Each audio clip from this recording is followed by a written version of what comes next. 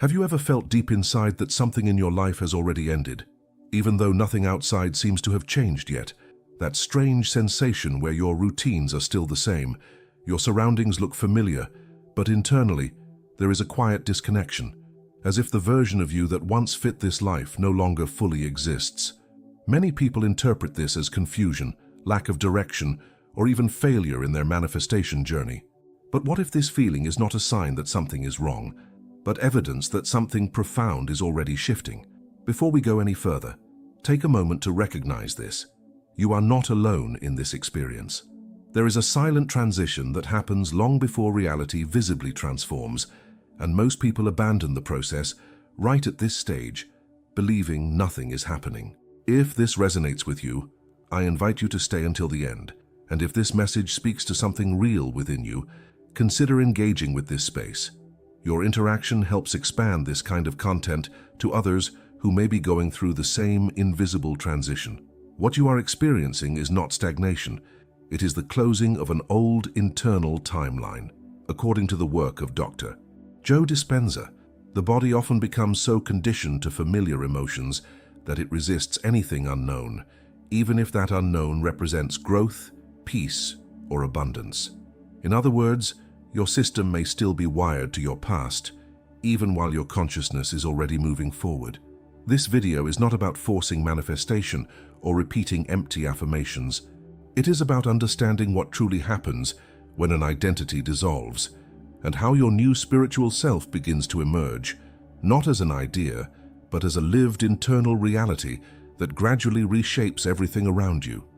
There is a quiet tension that begins to grow when an old version of your life no longer fits the person you are becoming, yet the external world has not caught up with that internal shift. It can feel like walking through familiar spaces with a sense of distance, as if everything around you still belongs to a story you have already outgrown. This is often where frustration begins to surface, because the mind searches for visible proof of change, while something much deeper is already unfolding beneath perception. Many people interpret this phase as a failure in manifestation, as if they have done something wrong or missed a step.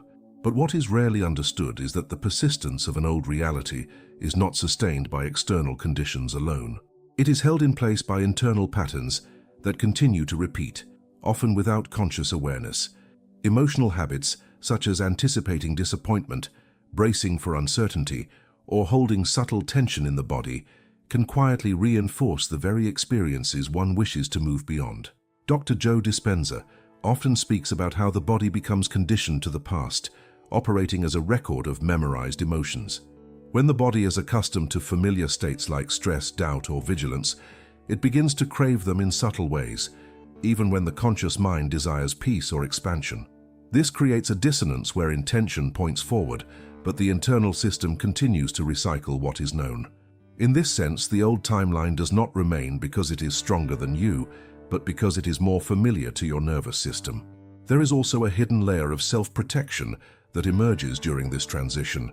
The unknown, even when it carries the potential for growth, can be perceived as unsafe by a system that has learned to equate familiarity with survival.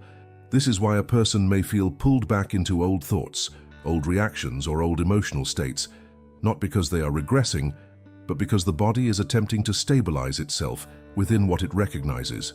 The challenge is not a lack of desire for change, but an internal resistance to what has not yet been embodied. At this stage, the closing of a previous identity can feel like emptiness. The motivations that once drove action begin to lose their intensity, and the emotional charge behind certain goals may start to fade. This is often misunderstood as a loss of purpose, when in reality, it is the dismantling of a structure that no longer reflects the direction of your consciousness. The absence of familiar emotional drivers creates a temporary void, and within that space, the new identity has not yet fully taken form. There is a tendency to rush out of this void, to fill it with distractions, new goals, or external validation. Yet this space is not a mistake. It is a necessary pause where the old patterns loosen their grip, allowing something more aligned to emerge. When this process is interrupted too quickly, the individual often returns to the same patterns, not because they failed, but because the transition was not given enough time to stabilize internally. A subtle but powerful shift begins when one recognizes that manifestation is not only about attracting different circumstances, but about becoming someone who no longer relates to reality in the same way. The external world responds to internal coherence, not to momentary intention. When the emotional and mental patterns remain unchanged, the environment has no reason to reorganize itself differently. There are moments throughout the day where this becomes visible in small ways. A familiar trigger arises, and the body prepares to react as it always has.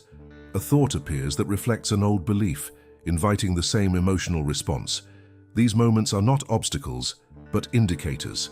They reveal where the previous identity is still active, quietly maintaining the structure of the old timeline. Imagine a house that has already been abandoned internally, even though you are still physically inside it. The walls are the same, the furniture remains in place, but there is no longer a sense of belonging. Staying there feels increasingly uncomfortable, yet stepping out requires crossing into something undefined.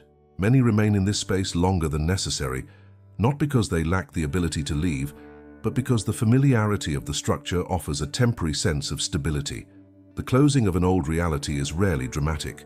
It is often subtle, almost silent, unfolding through shifts in perception, emotion, and internal dialogue. What once felt normal begins to feel heavy. What once felt meaningful may lose its resonance. This is not a loss, but a realignment. The discomfort that arises is not a sign that something is wrong, but an indication that the previous version of you can no longer sustain the life it once created. Understanding this phase changes the way it is experienced. Instead of interpreting it as stagnation, it becomes clear that something is being reorganized at a level that precedes visible change.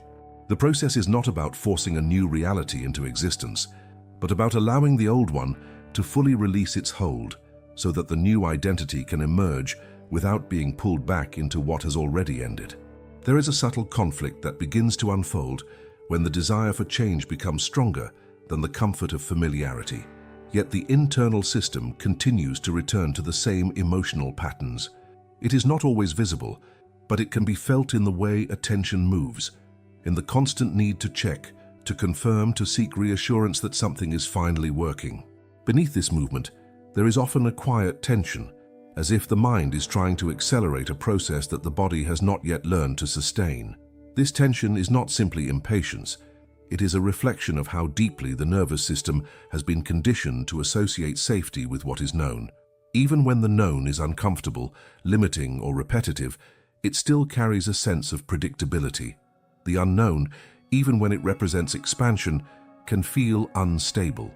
In this way, the individual may find themselves oscillating between moments of clarity and sudden returns to doubt, not because the transformation is failing, but because the internal structure is reorganizing itself. One of the less visible dynamics in this process is the relationship between stimulation and presence. In a world where information is constantly available, there is a tendency to seek more knowledge, more techniques, more confirmation. This creates a cycle where the mind becomes temporarily satisfied, yet the deeper layers remain unchanged. The search itself becomes a form of distraction, subtly preventing the stillness required for genuine integration.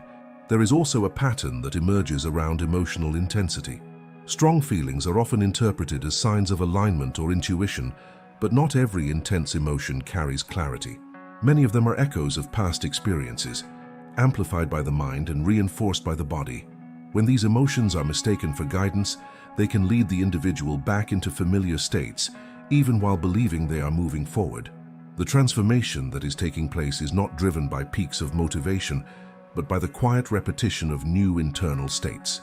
These states may feel unfamiliar at first, almost neutral compared to the emotional highs and lows that once dominated perception.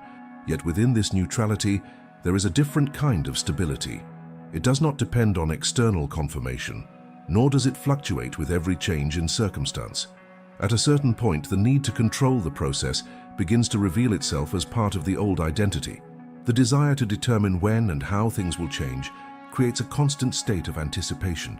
This anticipation, while subtle, keeps the system anchored in a state of waiting. It reinforces the idea that fulfillment exists somewhere ahead, rather than allowing it to be experienced in the present moment. There is a noticeable shift when attention begins to settle, not as a forced act, but as a natural consequence of releasing the need to monitor every detail of the process. In this space, the internal environment becomes clearer. Thoughts are observed rather than followed, and emotions are felt without being immediately interpreted or acted upon. This creates a form of coherence that does not rely on effort, but on consistency. The body, which once reacted automatically to familiar triggers, begins to experience these moments differently. A situation that would have previously caused tension may now pass with less intensity. A thought that once carried weight may now dissolve more quickly. These changes are subtle, but they indicate that the internal patterns are no longer being reinforced in the same way. It is important to recognize that this stage does not eliminate all discomfort. There are still moments of uncertainty, still traces of old reactions that surface unexpectedly. However, these moments no longer define the overall experience. They become part of a broader process, rather than evidence of regression. The difference lies in how they are held within awareness. Imagine a compass that has been influenced by external forces for so long that it has forgotten its original direction. As those influences begin to fade, the compass does not instantly stabilize. It may still fluctuate, still adjust, still recalibrate. But over time, it begins to align with something more consistent, something that does not depend on what surrounds it. This is how the new identity starts to take shape, not through sudden transformation, but through the gradual weakening of what no longer aligns. The old patterns lose their intensity, not because they are fought against, but because they are no longer continuously fed. In their absence, a different way of being begins to emerge, one that feels less reactive, less urgent, and more grounded.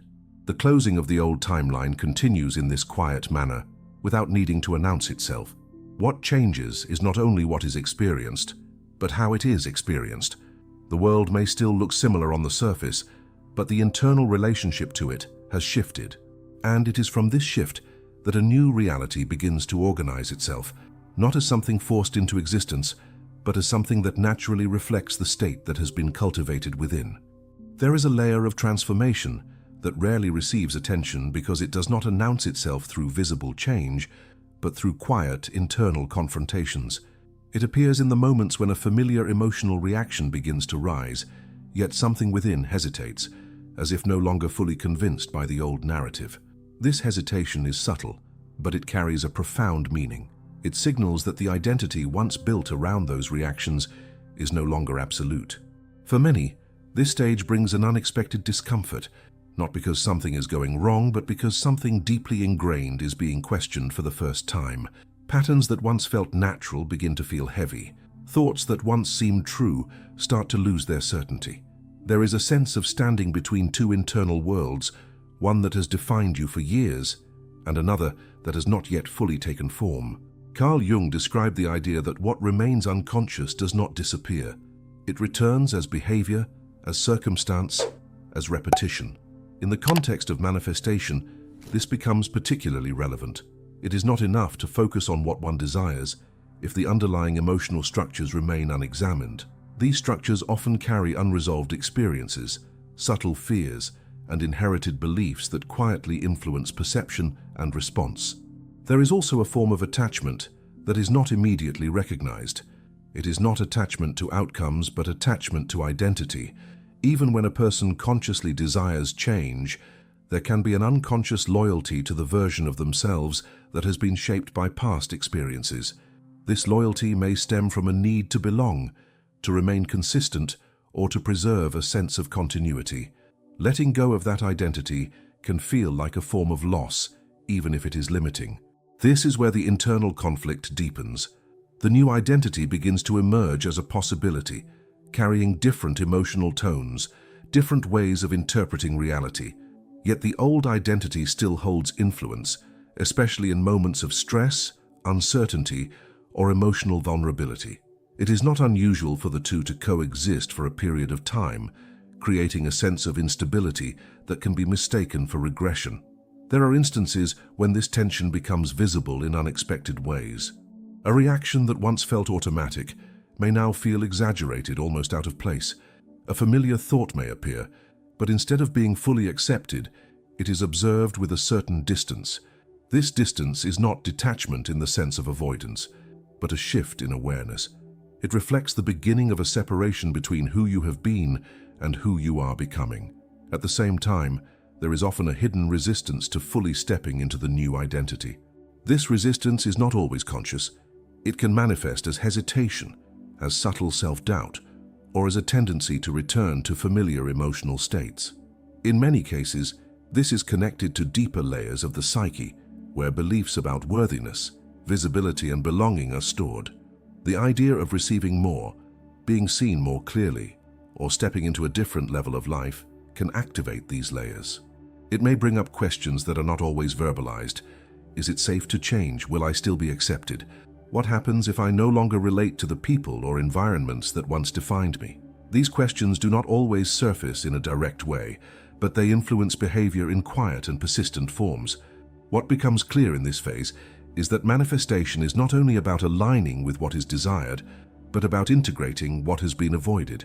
The parts of the self that were suppressed, denied, or overlooked begin to surface not as obstacles, but as elements seeking resolution. Ignoring them does not dissolve their influence. It simply allows them to continue shaping experience from the background. There is a shift when these internal elements are no longer seen as something to be removed, but as something to be understood. This does not mean indulging in every emotional pattern, but recognizing their origin and their role in the construction of the previous identity. In doing so, the relationship to them begins to change. Imagine carrying a collection of objects that were once essential for survival, but are no longer needed for the path ahead. Holding on to them does not provide additional safety, it simply adds weight. Yet releasing them requires acknowledging their presence and their purpose, rather than denying that they exist. As this process unfolds, the new identity does not arrive as a sudden transformation. It develops through a series of internal adjustments where perception becomes clearer, reactions become less automatic, and awareness becomes more consistent. The old patterns may still appear, but they no longer define the entire experience. The closing of the old reality continues, not through force but through understanding. What once operated in the background becomes visible, and in that visibility it begins to lose its hold. The new identity is not something that needs to be constructed from nothing. It is something that emerges when what is no longer aligned is gradually released, making space for a different way of being to take form.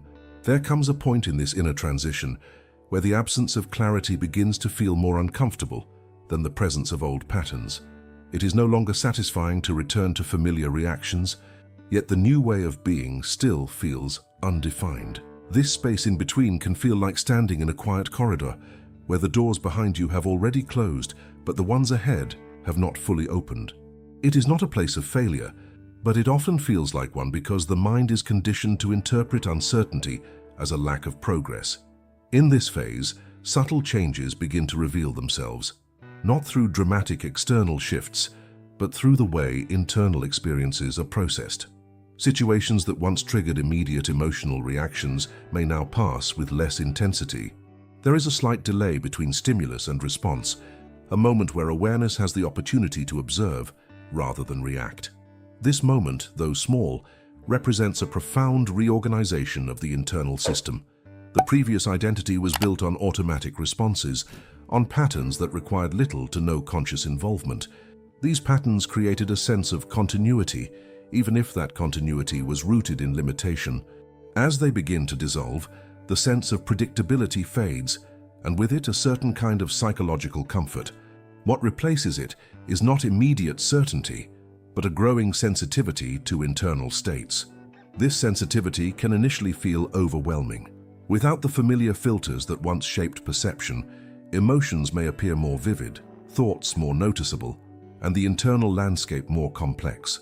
It is not that these elements were not present before, but they were often overshadowed by repetitive patterns that simplified experience into predictable reactions. Now, with those patterns weakening, a broader range of awareness becomes accessible. There is also a shift in how time is experienced. The urgency that once drove action begins to soften, replaced by a different relationship with the present moment. This does not mean a loss of motivation, but a change in its source. Instead of being propelled by pressure or the need to escape discomfort, action begins to arise from a quieter form of alignment. It is less reactive and more intentional, even if that intention is not always clearly defined. The external world may still reflect aspects of the old reality, which can create a sense of contradiction. Internally, there is movement, but externally things may appear unchanged. This discrepancy can lead to doubt, as the mind seeks confirmation through visible results. Yet the process does not begin on the surface. It starts within the structures that interpret and respond to reality, and only later does it become visible in circumstances. There are moments when old patterns attempt to reassert themselves with greater intensity, almost as if testing whether they still hold authority. These moments can feel like setbacks, but they often indicate that the pattern is no longer operating unconsciously. It is being seen, and in being seen, it loses part of its influence. The repetition may still occur, but it carries a different quality, one that allows for eventual change. A different form of stability begins to emerge, not based on controlling outcomes, but on maintaining a consistent internal state. This stability is not rigid. It allows for movement, for fluctuation, but it is not easily disrupted by external conditions. It reflects a shift from dependency on circumstances to a deeper sense of internal coherence. There is a quiet recognition that begins to take shape, one that does not rely on affirmation or external validation. It is the recognition that identity is not fixed, but fluid, shaped continuously by attention, perception, and emotional engagement. As this recognition deepens, the need to hold on to a specific version of the self begins to diminish. Imagine a river that has followed the same path for years, gradually carving its way through the landscape. When its course begins to change, it does not instantly create a new channel. There is a period where the water moves between the old path and the emerging one, creating a temporary state of instability. Over time, as the new direction becomes more established, the old path begins to dry, no longer sustained by the same flow. This is how the new identity stabilizes, not through force, but through consistent redirection of attention and energy. The old patterns, once dominant, gradually lose their influence as they are no longer continuously reinforced. The new way of being, though initially subtle, gains strength through repetition and presence. The closing of the old timeline is not a single event, but an ongoing process. It unfolds through these small shifts, through the gradual reorganization of perception, emotion, and response. What emerges is not a completely different reality imposed from the outside, but a transformation of how reality is experienced from within. As this process continues, the sense of disconnection that once marked the beginning of the transition begins to transform. It is no longer perceived as emptiness, but as space. Space where new patterns can form, where a different identity can take root, and where the next phase of experience can begin to unfold in alignment with what has already changed internally. There is a quiet truth that becomes undeniable at the end of this inner journey. Nothing outside of you needed to change first for transformation to begin. What shifted was your relationship with yourself, with your emotions, with the way you interpret and respond to reality. The closing of your old timeline was never about loss, even though it may have felt like something was being taken away. It was about releasing a structure that could no longer sustain the direction your consciousness was already moving toward. Napoleon Hill once described that reality tends to organize itself around the dominant internal state, especially when it is held with emotional consistency. In a similar way, Neville Goddard spoke of the power of assuming a new state of being, not as imagination detached from life, but as an internal experience lived so deeply that it begins to shape external conditions. What you have moved through is not a concept, but a reorientation of your inner world. The new identity that is emerging does not need to prove itself.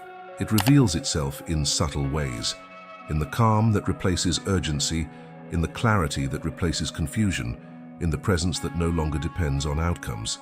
This is where manifestation becomes less about seeking and more about embodying. The old reality closes not because it was rejected, but because it is no longer required to define who you are becoming. Now let me ask you something honestly. If the version of you that kept repeating the same cycles is no longer in control, what kind of life is now waiting for you to finally step into? If this message resonated with something real inside you, make sure to subscribe to the channel and stay connected to this journey. There is more waiting for you ahead. And if you feel that something is already shifting within you, continue watching the next video on your screen. because this is only the beginning of what you are capable of becoming.